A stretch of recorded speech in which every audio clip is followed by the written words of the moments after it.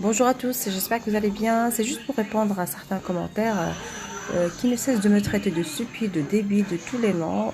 Tout ça parce que je défends mon patrimoine marocain.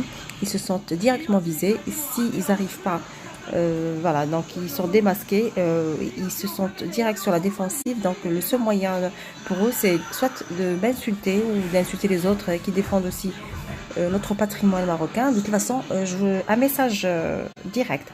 On ne vous laissera pas. Ils se cachent plus, on voit clairement leur jalousie malheureusement. Et moi, je préfère fermer les yeux. Et il y a des moments, j'arrive pas à ne rien dire parce que je suis ni débile ni stupide. Je suis une vraie Marocaine qui aime son pays et qui veut défendre le patrimoine marocain. La pastille, la bstila est marocaine.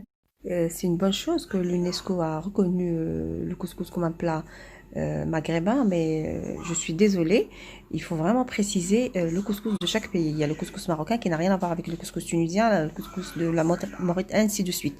Donc le seul point commun, c'est tam. C'est la semoule.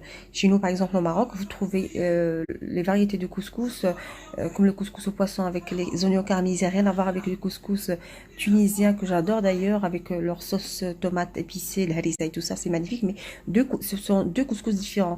Chez nous aussi, il y a le Essaouira surtout. On fait beaucoup le couscous aux fruits de mer, aux poissons, mais complètement différent. Nous, on utilise des épices différentes. On n'a jamais préparé un couscous au merguez. On n'a jamais préparé un couscous avec du lait. Donc, avec sbardar et les 7 légumes chez nous, le Maroc est connu par les légumes, par l'agriculture. Tout le monde se connaît ça. Donc, il y a une richesse. Il y a des points. Je me retiens, j'ai jamais insulté personne. Je dis juste la vérité. Et cette vérité, malheureusement, dérange beaucoup de haineux envers nous. Et on les voit, vous êtes honte à vous parce qu'on voit votre jalousie, vous l'affichez comme ça. Si vous étiez un peu intelligent à votre place, moi, je me serais cachée, hein. Comment vous osez afficher votre jalousie comme ça? Dès que quelqu'un utilise le mot Maroc, parce que on constate ça souvent dans les groupes, parce que j'ai des groupes cuisine marocaine et d'ailleurs, il y a dans un autre groupe les délices du Maghreb.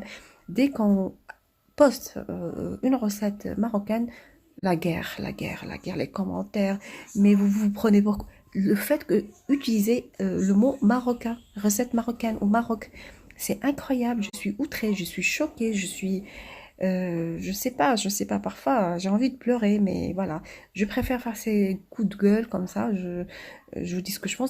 Et quand ils finissent leurs insultes, quand ils, voilà, donc ils finissent avec tout ça, ils évoquent cette amnésia, ils évoquent nos problèmes qui concernent qu'aux Marocains.